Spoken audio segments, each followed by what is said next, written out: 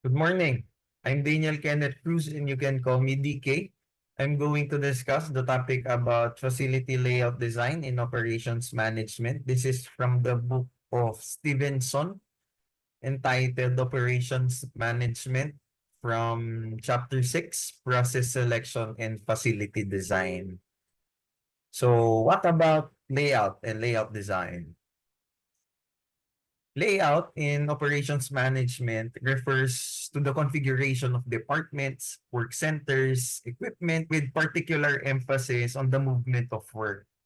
Work in this context is people or materials throughout the system. It's like arranging or positioning things so that everything is in the right place. The focus of being in the right place is the movement of people and materials for better and faster workflow. Ito yung pagkakaayos ng mga tao or bagay sa isang production area or facility para mas mabilis at mas maayos yung workflow. In a well-designed layout, everything is organized to minimize unnecessary movements and reducing waste time and resources. Here is an example of a poor layout. Imagine in a cafeteria, 'di ba lahat naka-series, nakapila yung mga tao, they will get their plate tapos naka-series yung mga carbohydrates, rice and then bread, tapos andyan na yung meat, fish, chicken, pork or beef, tapos yung veggies and then fruits and then desserts and then drinks and then yung utensils. Kapag poor yung design ng layout, yung cashier mo nasa malayo pa. So imagine, dala-dala mo na yung pagkain mo, you still need to walk so that you can pay for your food. Ang hassle naman nun na dala-dala mo yung pagkain mo tapos magta-travel ka pa for how many steps just to pay for the food. Ang tendency no, there is already a waste time, yung paglalakad mo, and there is this risk na syempre hindi lang ikaw yung naglalakad eh. Possible, there are other people that are walking na ang taas ng risk na mabangga ka, ma-spill yung hinahawakan mo, lalo na kapag yung in-order mo is may soup or may sabaw. And and I think many cafeterias are doing this, yung after the queue, yung pinakadulo is yung cashier. So that pagkatapos mong mamili at kumuha ng food mo, pagdating mo sa cashier, you can pay for your food and you can go directly to the table. That is a good example of a good layout. Hindi siya yung meron pang extra activity na gagawin mo na hindi naman necessary. Yun yung gusto nating iwasan. That's why we are learning layout design. If we treat layout design as part of the operation strategy, it will then serve as a foundation for a better movement of work. Again, work is considered people and materials in this context. And that would lead to better workflow that supports and contribute to the organizational goals and objectives.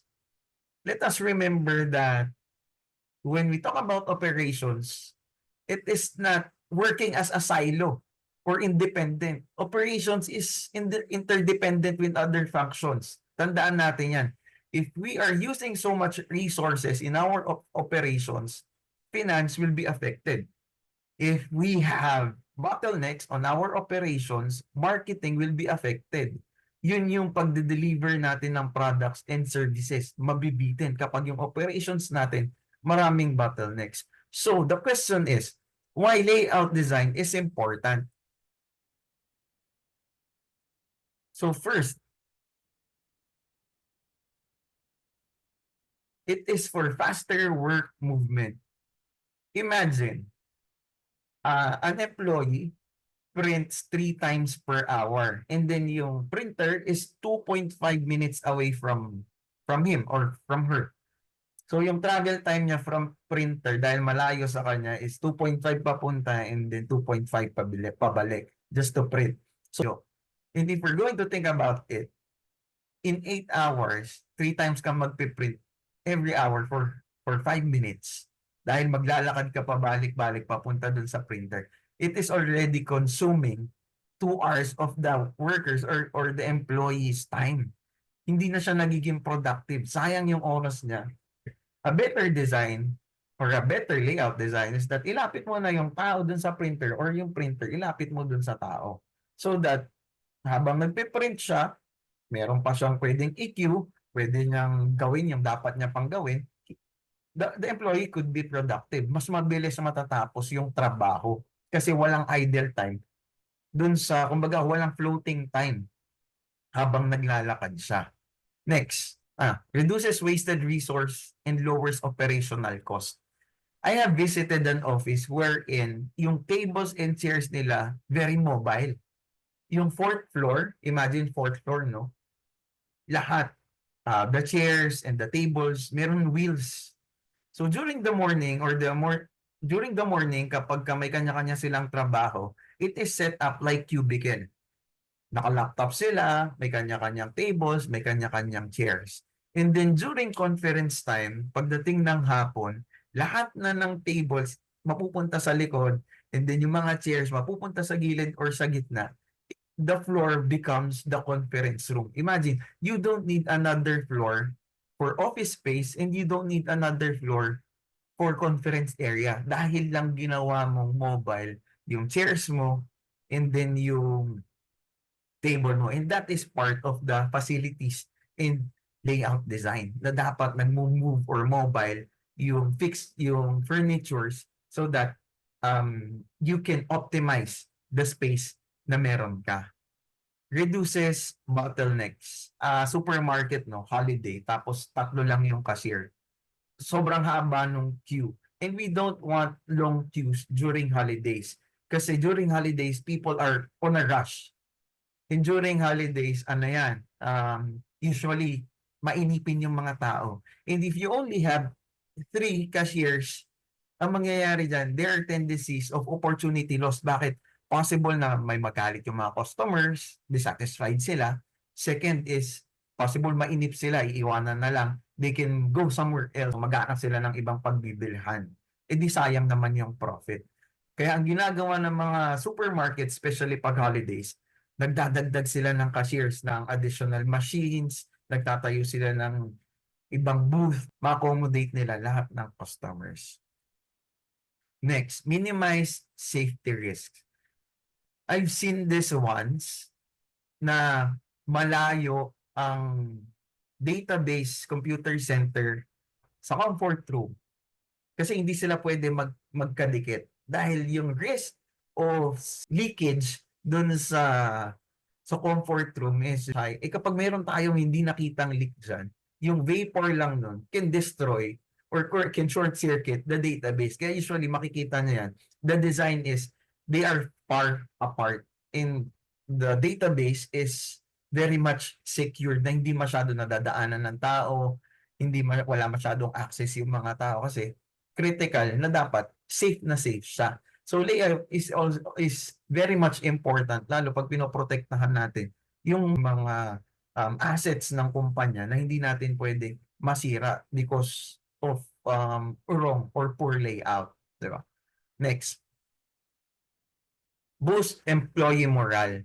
I've seen a case study wherein yung CEO, they are a design firm. Yung CEO, wala siya sa kwarto. Hindi siya nakakulong sa isang kwarto, but rather kasama niya yung production area. Talagang 20 yung tao niya dyan for design and then nandun lang siya sa head, as a head.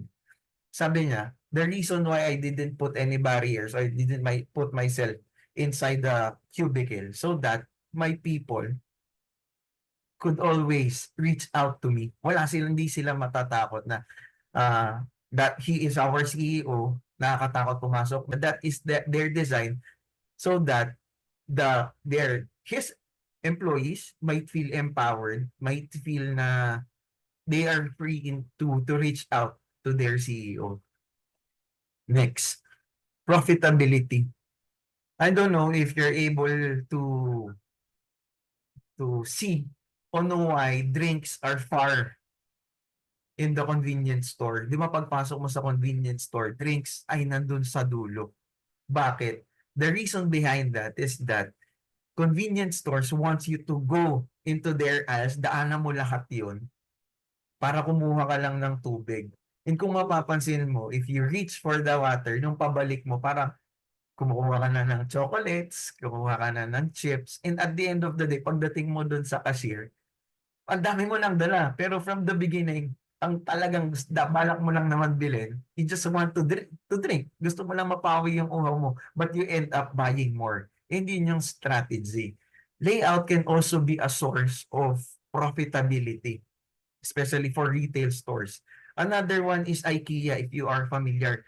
If you enter IKEA, ang hirap lumabas. Di ba? Parang it's like a maze.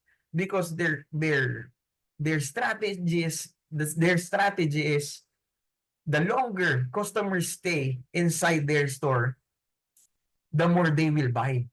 Kasi ang daming magagandang gamit, ang daming unique things, ang daming pwedeng magawa, di ba? Ang daming pwedeng matignan, pwedeng magpaikot-ikot, and then eventually people are going to buy. Di ba? Parang ang galing lang ng concept. That's why IKEA right now is very, very big across different countries. Kasi ganun nga yung partly yung strategy nila. Merong may hindi gusto ng strategy na yun, but it is working for them. So layout is helping IKEA to be one of the leaders in furniture business. Ayan. That is why layout is very, very important. Ang laki ng tulong niya, hindi lang sa operations even in the bottom line, even in saving costs, reducing waste, even in profitability. Merong epekto dun sa pera, may epekto sa finance, may epekto sa production, 'di ba? May epekto in how we deliver our products and services into our customers. Hindi natin napapansin, our layout can affect yung satisfaction ng ating mga customers. See how important it is? Now we move.